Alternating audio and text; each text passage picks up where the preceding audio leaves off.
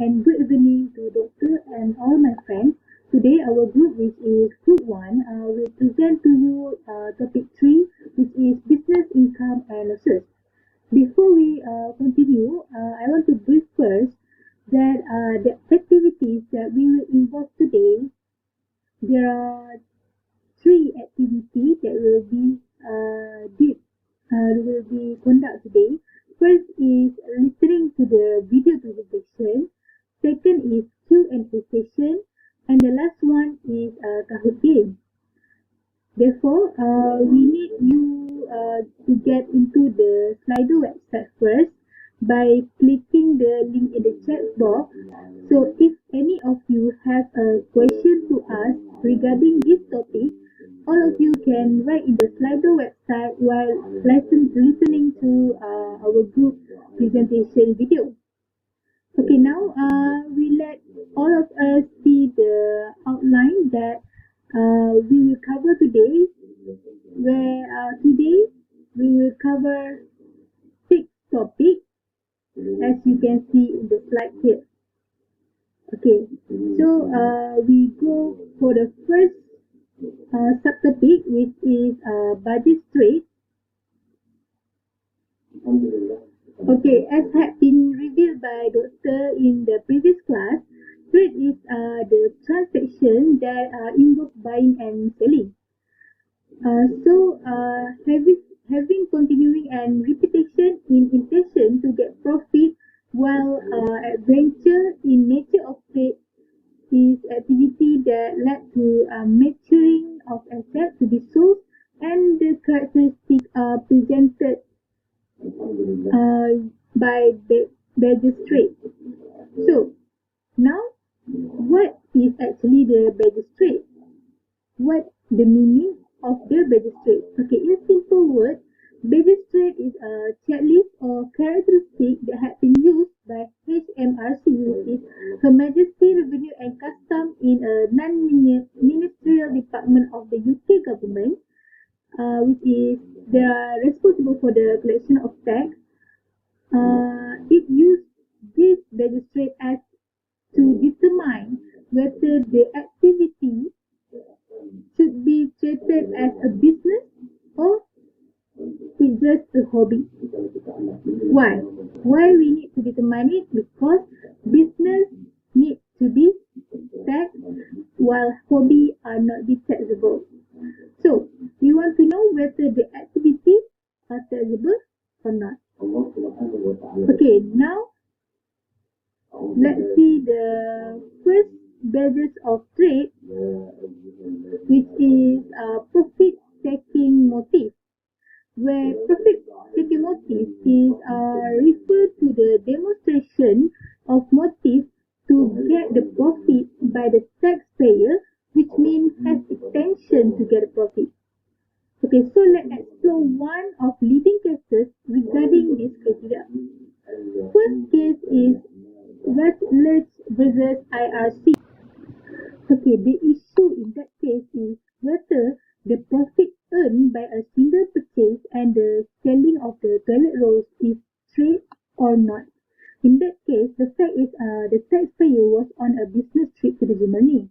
Then he buy 1 million of toilet rolls. After he come back to the UK, he sell the toilet rolls to the one individual for a profit. Therefore, the court held that the profit made on this large quantity single purchase and resale item was an adventure in the nature of trade. So it means the activity or the transaction had been made by the taxpayer is a trade and are taxable, because the case was decided on the fact that the purchase was not made for own use or investment purpose. So in that case, we can see that the taxpayer has intention to do profit from the purchasing and selling activity. So it will be a trade. There are other cases that you guys can try to explore, but for today, I only will cover one case for one badges trade. Okay, now let's we see the second magistrate, which is a method of finance, where it is referred to the determination or how the fund or sources of financial is obtained. So the case that we can see here is Lim Fu Yong versus Controller of Inland Revenue. The issue in the case is whether the surplus is the result of the respondent business activity or it's merely the relation for the investment. So the fact is, in that case, there are a surplus between the cost and selling price of the building, which is considered by the general controller to be taxable. Then respondent also sued to the hotel company the rent and his right to repurchase the property. The sales of repurchase right are also considered by the general controller to be taxable. So the court held that the activity is a business activity because a surplus or the profit earned by the respondent is obtained by selling the asset and not for the investment.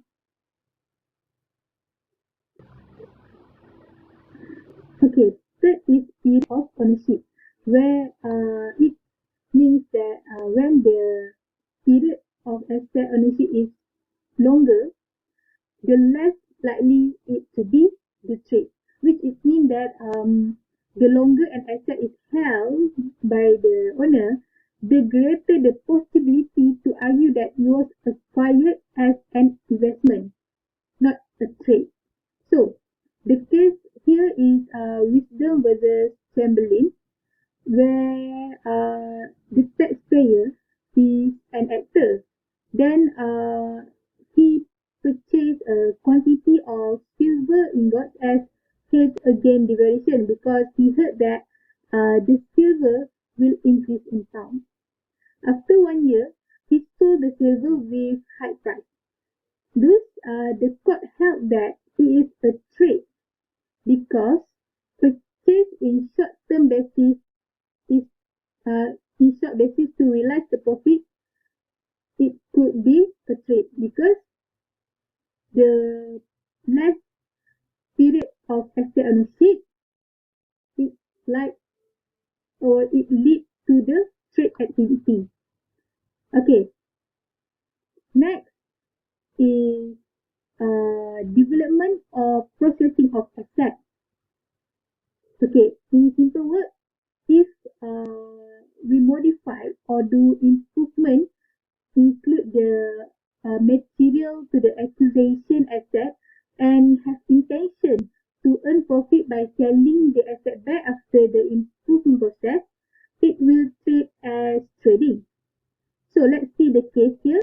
The case is Chp3 Syndicate versus IRC, where in the case, the issue is whether the profit earned by the recastered is the mix of the brandy or the wine is trade and imposed to taxation. Okay, the fact in the case is about the 3 members of certain firm that engage in the wine trade. They enter into a verbal agreement to form a syndicate, which the specific purpose is to obtain the various brandies from the Cape government for subsequent sales on the joint account, on the joint venture. A small amount of the brandy was sold on the commission by the agent and the rest was shipped to the United Kingdom, where it was blended by the members' firm with French brandy purchased by the syndicate, then recasted and sold it in the market. Therefore, the court held that the activity was a trading transaction and that excess profit imposed to the tax because they had made they had been mixed the wine. So when we do the improvement in the asset, we do the improvement process in the asset, so it will be treated as a trade. Other than that is nature of structured matter, where it refers to the intention in acquiring the asset in that time.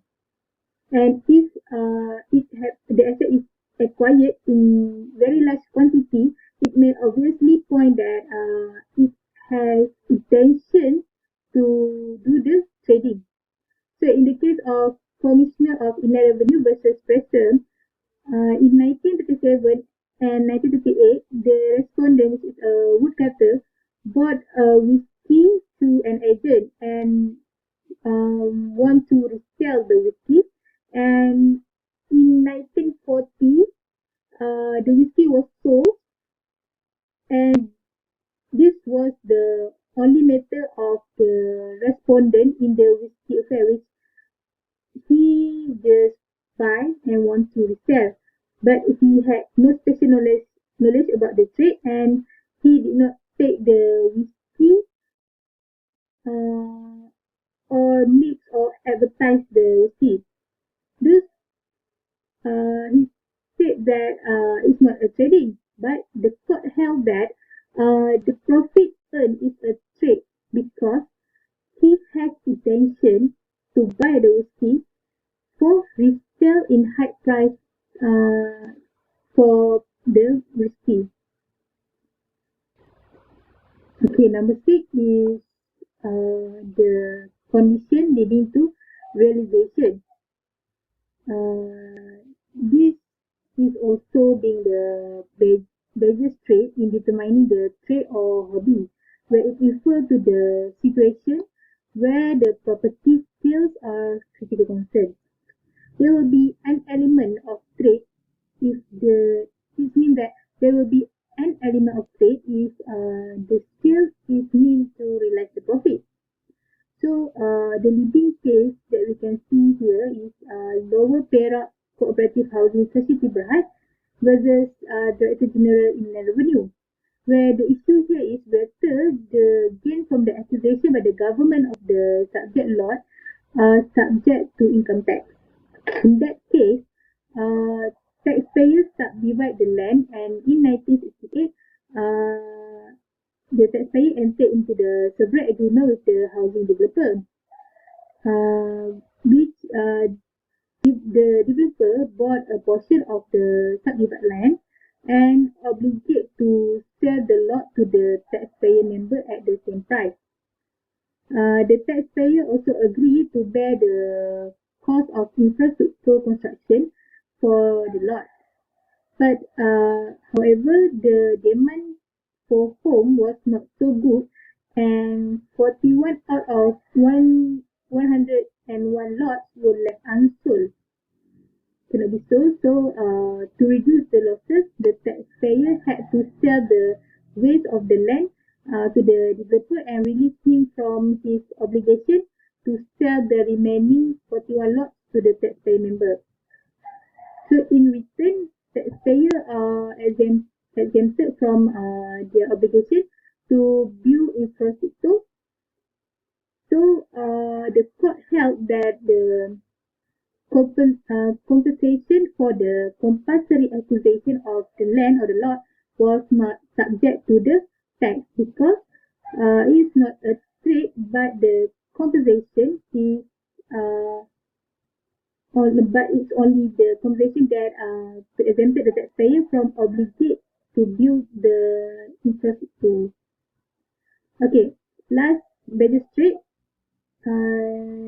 Here is frequency of transaction, where if the sale is only in one time transaction, it is unlikely that it will be treated as trading.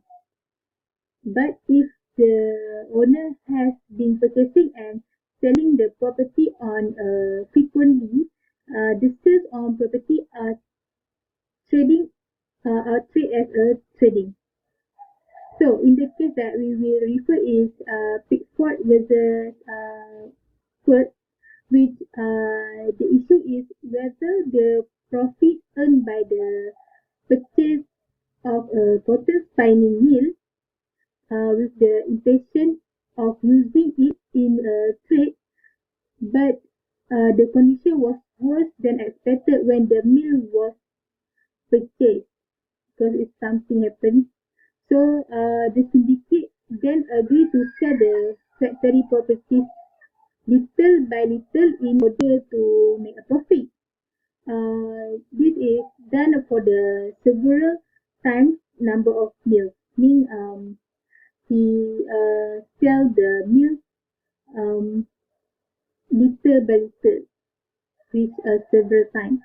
So therefore, the court held that the profit earned were trading profit and subject to the tax because it involved in several times of selling transaction, and they also have intention to make a profit. Okay, that's all from me. I will pass the presentation to my friend. Hi, good day everyone. I am Divya and now I will continue with gross income from a business. There are three sections for this subtopic. First, section 22, section 24 and the last one is section 30. As for section 22, subclause 1 Income Tax Act 1967 states that gross income of a person from a source of is for the basis period for the year assessment should be the gross income for that sources. As for section 22 subclause 2 Income Tax Act 1967, which includes insurance, indemnity, recoupment, recovery, reimbursement, compensation for the loss of income, and the last one is rebate. Section 24 Income Tax Act 1967 states that business income is included debt arising from the sale of stock, provision of service, the use of property, drawings, dividend income, interest income, and market value of the exported goods. As for Section 30 Income Tax Act 1967, a deduction has been made inserting the adjusted income for the relevant from a business such as bad debt recovered, refunds of payroll tax, release of debt. As for section 30 subclause 2, where during the relevant period of any sum is refunded to the relevant person, first, tax paid by him in respect of remuneration paid, b. on account of turnover tax paid by him in respect of the turnover of the business. All the sum refunded should be treated as a gross income of each business for the relevant period. As for section 30 subclause 3, where during the relevant period, recovered expenditure is recovered by or on behalf of the relevant person. B. The total recovered expenditure so recovered exceeds the residual expenditure at the date on which the period begins, and the second one is qualifying mining expenditure incurred by him during that period. The amount of the excess should be treated as gross income for that relevant period. And the last one is section 30 subclause 4, where in calculating the adjusted income of the relevant person from a business for the basis year for the year assessment, a deduction has been made in respect of any outgoing or expenses. The amount released should be treated as a gross income of the relevant person from that person for the relevant period. That's all from me. Thank you. Good afternoon, everyone. I'm Varadan, metric number 272483. So next, I'm going to explain about capital receipt versus revenue receipts. So the first one would be the sales of technical know-how or secret process. So let us look into this case, which is event medical supplies versus Moriarty. So the taxpayer, which is the Evans Medical Supplies, do a business as a drug manufacturer and had agency in Burma. So then they entered into an agreement with the Burmese government and assist this Burmese government in setting up the industry by disclosing all their secret processes and by providing all the information in consideration for the payment of capital sum of 100,000. So this company also receive annual fees for certain services provided by them.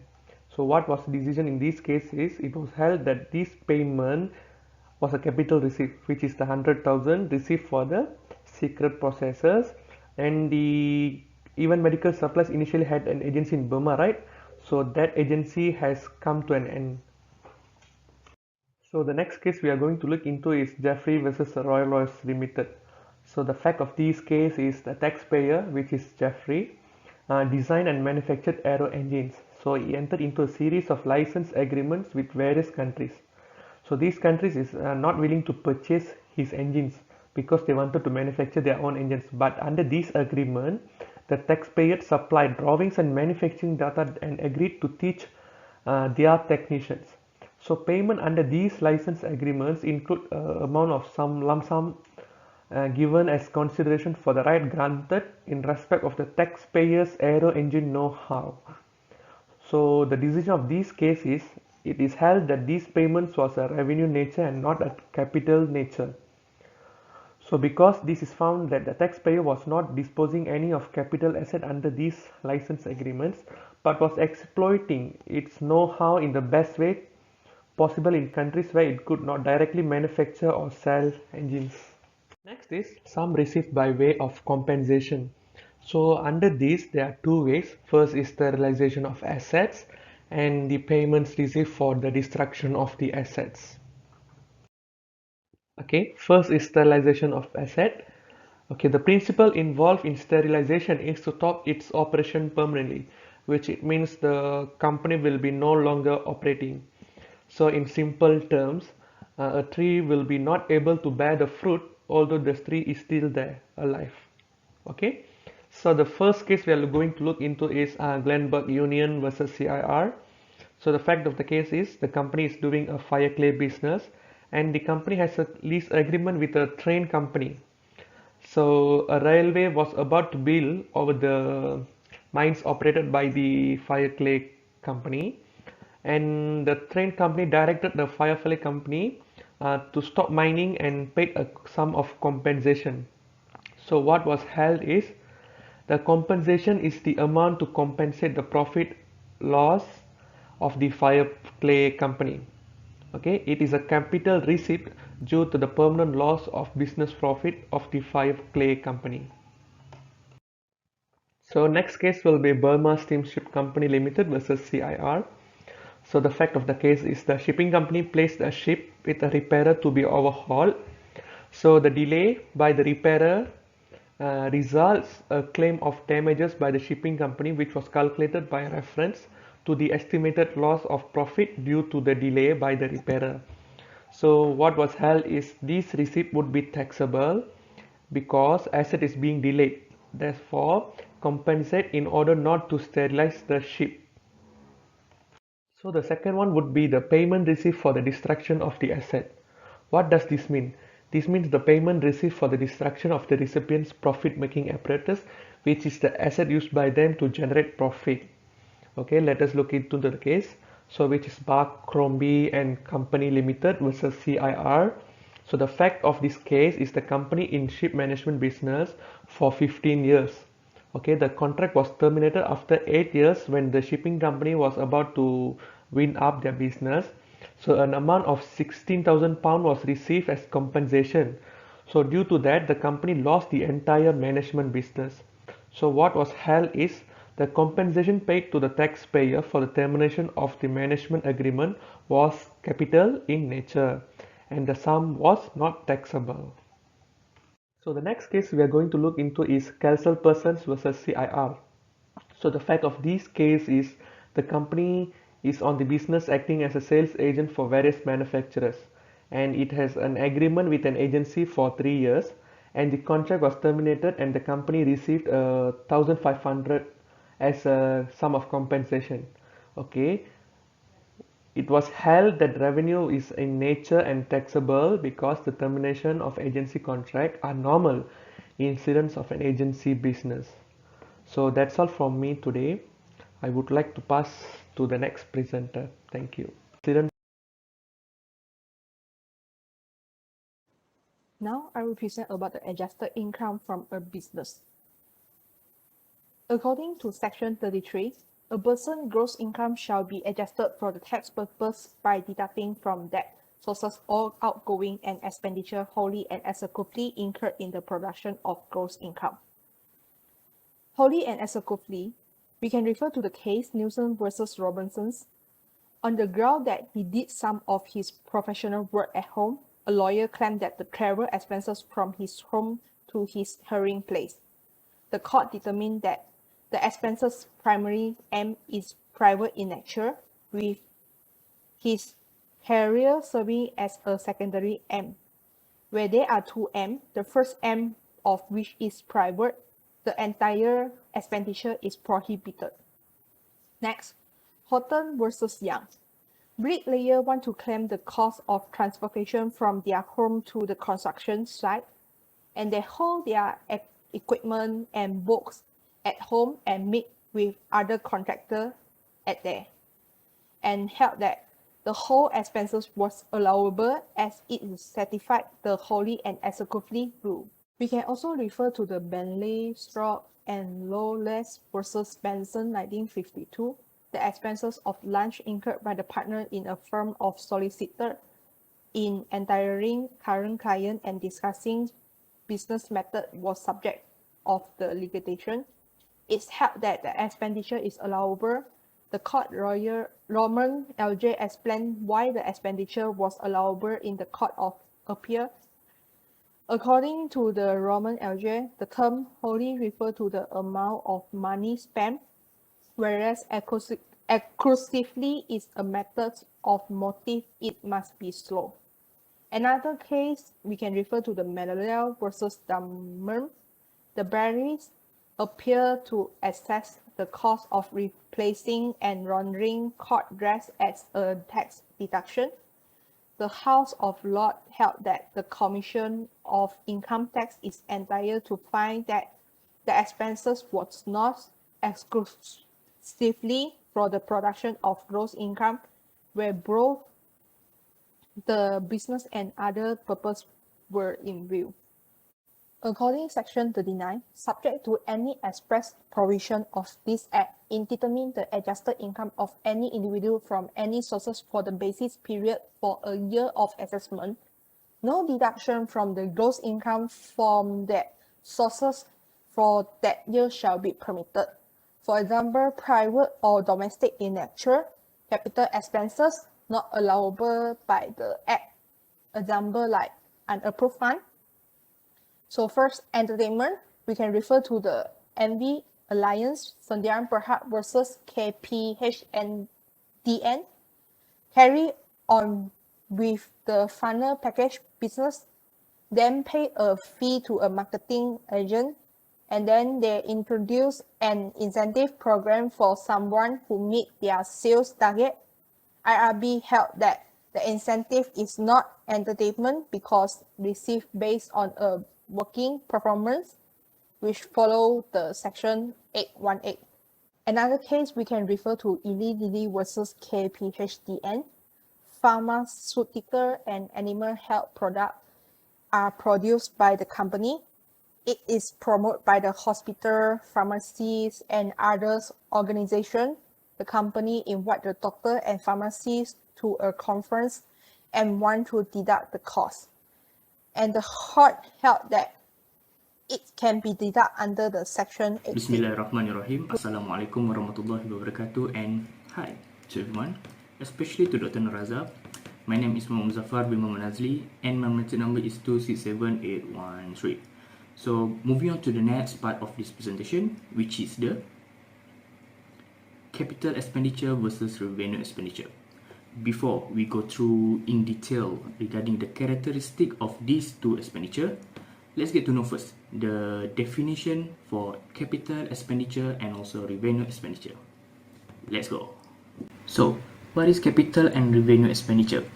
Capital expenditure is usually the purchase of enormous fixed asset that will be used for income generation over a longer period of time.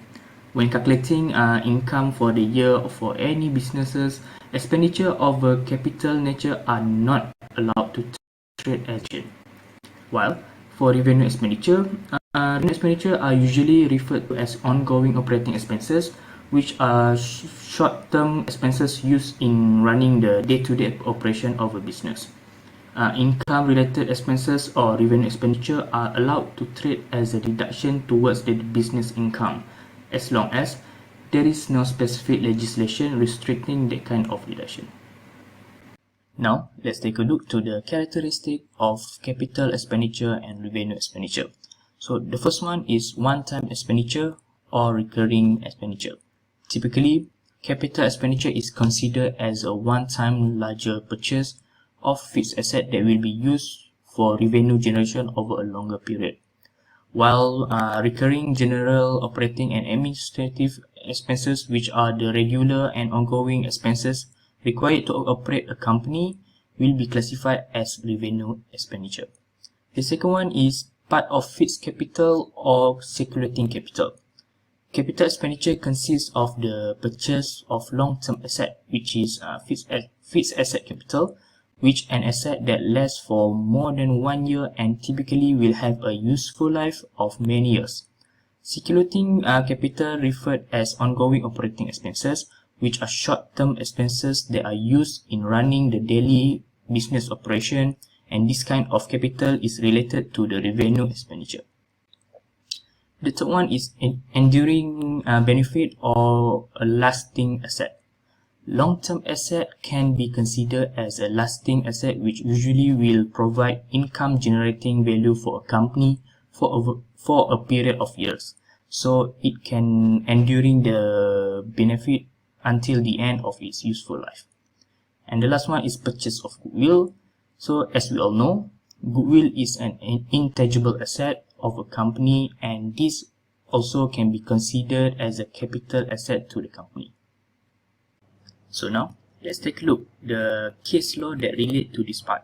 So the first case is British Insulated and Helsby Cable Limited versus Atherton. The issue for this case is whether the pension scheme are deductible in arriving to the company's net profit. So the fact, prior to 1916, a company had paid no pension to employees on their retirements, and in consequence, more experienced members of the staff left the companies. So in that year, the company constituted a pension scheme for employees, under which each member undertook to contribute 5% of his salary, and the company undertook to contribute an amount equal to 1/2 of the contributions of the members. So in arriving at the company's net profit for the tax purpose, it was sought to deduct the amount paid in accordance with the pension scheme. So the judges had prohibited the deduction of the amount against the gross profit of the company. It was nevertheless not deductible because it was expenditure once and for all, with a view to the bringing into existence of an asset or advantage for the enduring benefit of the company's trade, and was therefore attributable to capital. The second case is Humbles versus Brooks. So the issue of the case, whether the fees paid for the lectures are allowable deduction to tax or not. The fact of the case, Brooks was the headmaster at a primary school, and in this capacity was required to teach various subjects including history. He attended a series of weekend lectures in history at a college for adults education for the purpose of improving his background knowledge. On appeal to the General Commissioner, he contended that the fees paid for this course were an allowable deduction under 1952 Act, Schedule 9, Paragraph 7, against the assessment under Schedule E made upon him for the year 1959 and 60. The Commissioner upheld this view and allowed the appeal. The judges held no deduction under Paragraph 7 was due. Moving on to the third case, or the last case, which is happened in Malaysia, Rakyat Berjaya Sdn Berhad versus Ketua Pengarah Hasil Dalam Negeri. So the issue of the case, whether the interest paid for the two loan agreement can be deductible towards the income of the company. So the fact, the appellants were required to pay a royalty. So the appellants applied for a loan, which is the first loan, for the purpose of payment of royalty. The appellants then obtained another loan, which is the second loan, and with the approval of the bank, the second loan was utilized to settle the first loan. The respondent disallowed claim for deductions by the appellants in respect of certain amount of the money paid to the bank as interest under the two loan agreement. It was also argued that the two loans were different in nature because the recipient of the money under the two loans were different. So the appellants appealed. So the judges held for interest of money borrowed to pay essential business debt to be deductible, the debt in question must be connected to the production of the income. The court disagreed with the argument that the two loans were different because the recipient of the money under the two loans were different. The fact that the revenue was not informed of the purpose of the second loan and that the letter from the bank did not specifically stated that the approval of the second loan was for payment of royalties were not significant consideration. What was real importance was that the second loan was fully used to pay off the first loan. In the circumstances and the undisputed fact in this case, the court agreed that the second loan should be considered as a replacement loan or refinancing. It followed that since interest payment on the first loan were deductible as considered by the revenue, because they fell within the provision of Section 33, Subsection 1A of the Act. Interest payment on the second loan would also be deductible for the income tax purpose. So that's all for me. Thank you. Assalamualaikum. Initial repair, we can refer to the Oden Associate Traders Limited versus Jonas. The company purchased a number of cinema that need to be repaired and decorated, then they repair it. It's held that the repair were revenue expenses as the cinema continue to be operated and receive a profit from the operation. And according to Section 34, Subsection 2, that specific business deduction, it's defined that will deduct if only trading that occurs in the course of trading activity and was reasonably estimated to be irrecoverable. We can refer to the case CKB versus KPHDN, where a bank made a loan and it breached the banking rules, so an illegal loan, so that the loan be irrecoverable and cannot be deducted. Besides that, we can also refer to the case Substance Sanjaya Berhad versus Ketua Perkara Hasil Setara Negeri 2017. The apparent's main business was timber trade and equipment leasing, but as 31st March 2002, it was a dominant corporation. In 1997, the apparent leased equipment to the Sarawak Plum Industry Sanjaya Berhad SPI, which was unable to repay its debt, leading the apparent to incur a doubtful debt totaling. The court held that the apparent didn't take the prudent action to recover the outstanding sum from the debtors. The apparent didn't exhibit any document to prove that there was or were such transactions between the apparent and SPI, and that they were authentic based on the document and case mentioned. Therefore, in this case, the provision of doubtful debt cannot be deducted under the Section 34, Subsection 2. According to Section 34, Subsection 4, if the relevant person make a contribution to an authorized scheme in respect of one of his employees during the relevant period, for example, like employees' remuneration. Next, according to Section 34, Subsection 5, when the relevant person make a special contribution to a scheme of the kind described in the subsection 4 just now, for the first time in relevant period, and any of his employees engaged in the activity related to the production of the relevant gross income may be eligible for the benefit under that scheme, which is authorized.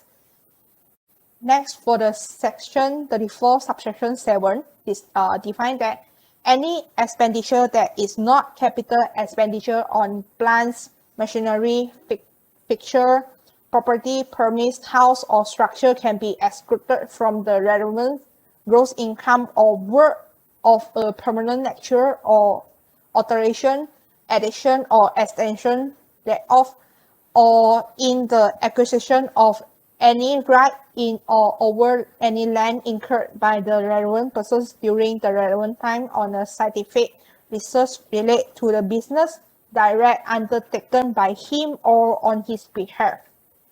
For example, if a business is likely to provide R&D services to one or more related business, the related business will be not eligible for the double R&D deduction.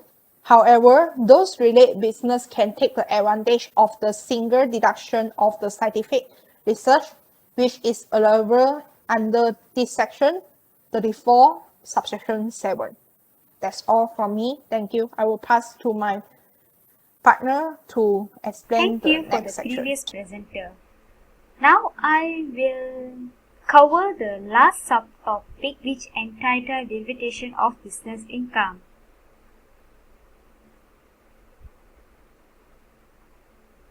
Derivation of business income is stated under Section 12 of Income Tax Act 1967.